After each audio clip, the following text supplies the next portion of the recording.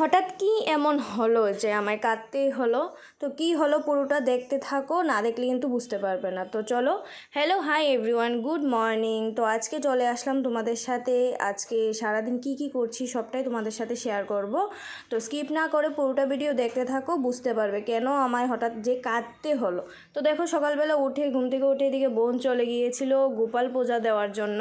তো গোপালকে তো নিয়মে 3-4 বার পুজো দিতে হয়। তো সকালে একবার, দুপুরে একবার, রাতে একবার আমরা দিই আর কি।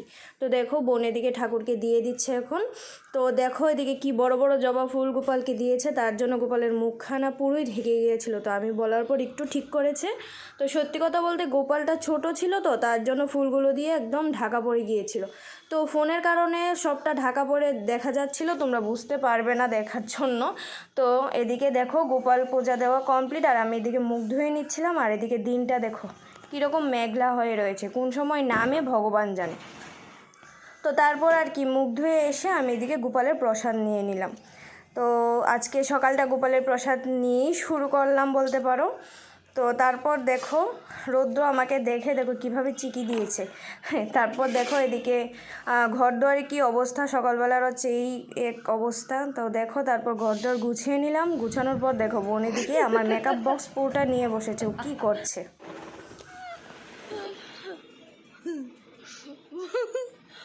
দৃষ্টি নষ্ট পুরা।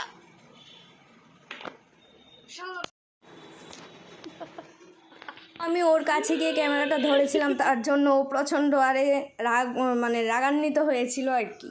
তো তারপর দেখো আমি এদিকে চলে আসলাম, ভাত বসিয়ে দিলাম। তো ভাতের সাথে 2টো ডিম সিদ্ধ দিয়েছিলাম, আর এদিকে মাছ ভাবলাম যে মাছ তরকারি করব।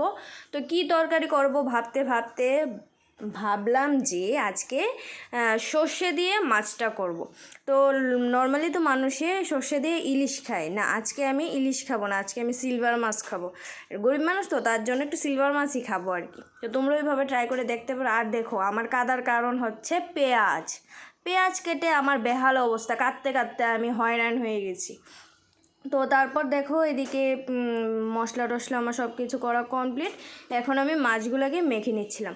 জানো তো একটা কথা, এট ফার্স্ট আমি এইভাবে মাছ রান্না করছি, ইলিশ সর্ষে বলো বা সিলভার সর্ষে যেটাই বলো না কেন, মাছগুলো চেঞ্জ হয় বাট মশলাটা তো আর চেঞ্জ হয় না। তো মার থেকে আমি জেনেছি কিভাবে রাঁধতে হয়, তো সেইভাবে আমি তৈরি করে নিয়েছি। এখন দেখো মাছগুলো মেখে টেকে আমি কড়াইতে একটু তেল দিয়ে দিয়েছিলাম, বেশি দিইনি, মোটামুটি তেল দিয়েছি কারণ মাখাতে তেল পড়েছে অনেকগুলো। তো তারপর এদিকে মাছগুলো ফার্স্টে দিয়ে দিয়েছিলাম। তো এরপর সবগুলো এদিকে দিয়ে একটু জল দিয়ে তারপর মনে হলো যে মেন যে জিনিসটা এটা হচ্ছে কাঁচামরিচ, ওইটাই আমি দিতে ভুলে গেছি। তো তারপর ওইটা আমি দিয়ে দিলাম, দিয়ে লাড়া দিয়ে ঢেকে দিয়েছিলাম। তো তারপর এদিকে বাইরে চলো একটু ঘুরে আসি। হতে হতে দেখো রৌদ্র মামা কী হারে উঠেছে, সকালবেলা উনি কোথায় ছিলেন আমি বুঝতে পারি না। তো তারপর দেখো এদিকে 3জন 3টা মরিচ গায়ে নিয়ে এখানে বসে আছে। তো তরকারি করা কমপ্লিট, আর এদিকে আমার বোন ঠাকুর পুজো দিয়ে দিচ্ছিল। তো গোপাল পুজো তো সকালেই হয়ে গিয়েছিল, এখানে সব ঠাকুরের এখন পুজো হচ্ছিল। তো দেখো ঠাকুর পুজো বোন দিয়ে দিচ্ছে, আর এদিকে দেখো রান্না করার পর ঘরের কি অবস্থা। সবচেয়ে কঠিন কাজ হচ্ছে এই জিনিসটা, রান্না করার পর বলতে পারো কঠিন বিরক্ত সব মিলিয়ে। তো তারপর আর কী করবো, করতে তো হবেই। তো তারপর বাসনগুলো আমি রেখে দিয়ে এসেছি বাইরে, এখানে ঘর আমি মুছে পরিষ্কার করে নিয়েছি। তো তারপর এদিকে দেখো ভাত খেয়ে নিলাম, ভাত খেয়ে স্নান টান করে এখন ঘরে চলে আসলাম। তো তারপর আমি দুপুরে লাঞ্চ করে আমি চলে গিয়েছিলাম আমি আমার কাজে। তো দেখো এই যে মাছ তরকারিটা রান্না করেছিলাম, দেখতে এরকম হয়েছে, খেতেও মোটামুটি টেস্ট হয়েছিল। যাই হোক, প্রথমবার করলে যা হয়।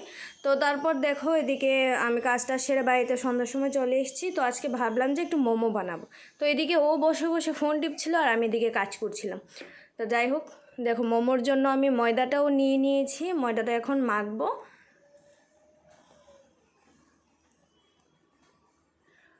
তো দেখো আমি তোমাদের সাথে কিছু ময়দা মাখার সময় এই যে অবস্থাটা হয়, যার জন্য আমার মাখতে একদম ভালো লাগে না।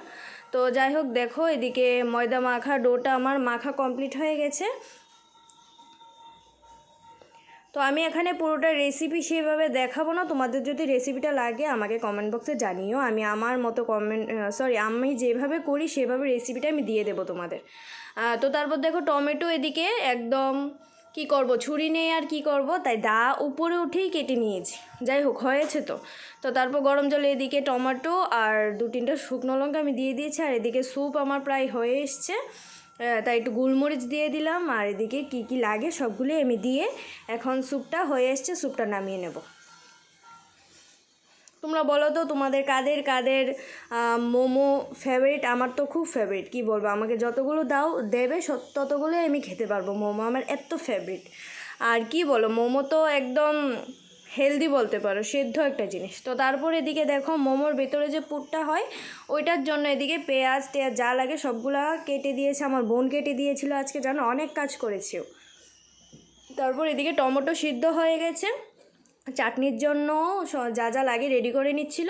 আর এদিকে আমি পুরটা মেখে নিচ্ছিলাম আর কি, সবগুলো দিয়ে এখন পুরটা রেডি। আর একটু গরম মশলাও ছিটিয়ে দিলাম, গরম মশলা না দিলে তো মোমোর টেস্টই হয় না, সত্যি কথা আমার মনে হয় আর কি, গরম মশলা ছাড়া মোমোর টেস্টই আসে না। তো চাটনিও এদিকে হয়ে যাচ্ছে, আর এদিকে দেখো আমি এখন লেচিগুলো কেটে নিচ্ছিলাম। তো তোমরা বাড়িতে কারা কারা মোমো এভাবে বানিয়ে খেতে ভালোবাসো বাজারের থেকে? কারণ আমার মনে হয় যে বাজারে আমি টাকা দিয়ে খাবো, কিন্তু সেই টাকায় মোমো ঠিক আমার পোষায় না। সত্যি কথা যেটা আমি বললাম আর কি তোমাদেরকে, তোমরা হাসতে পারো যে কিপটামি বা এসে বলতে পারো, কিন্তু না, আমার মনে হয় যে এই টাকা দিয়ে আমি বাড়িতে খাবো, মনের মতো সবাই মিলে খাওয়া যায়, তাই আমার খুব ভালো লাগে, আমার করতেও ভালো লাগে, আমার খেতেও ভালো লাগে। তো দেখো তারপর মোমোর ভেতর পুর দিয়ে যেমন পেরেছি আমি মোমো শেপ দেওয়ার চেষ্টা করেছি, এইভাবেই আমার হয় আপাতত। তো এইভাবে মোমো দেখো, এদিকে চাটনি আর স্যুপ দিয়ে আমি নিয়ে নিলাম থালায়। তো কি বলবো, 100% না হলেও 90% টেস্ট হয়েছিল, তোমরা দেখতে পারো একবার। তো দেখো তারপর মেয়োনিজ আর চাটনি লাগিয়ে আমি খেয়ে নিলাম। তো ব্লগটা যতটুকুই শেষ করছি, ভালো থেকো, সুস্থ থাকো, বাই।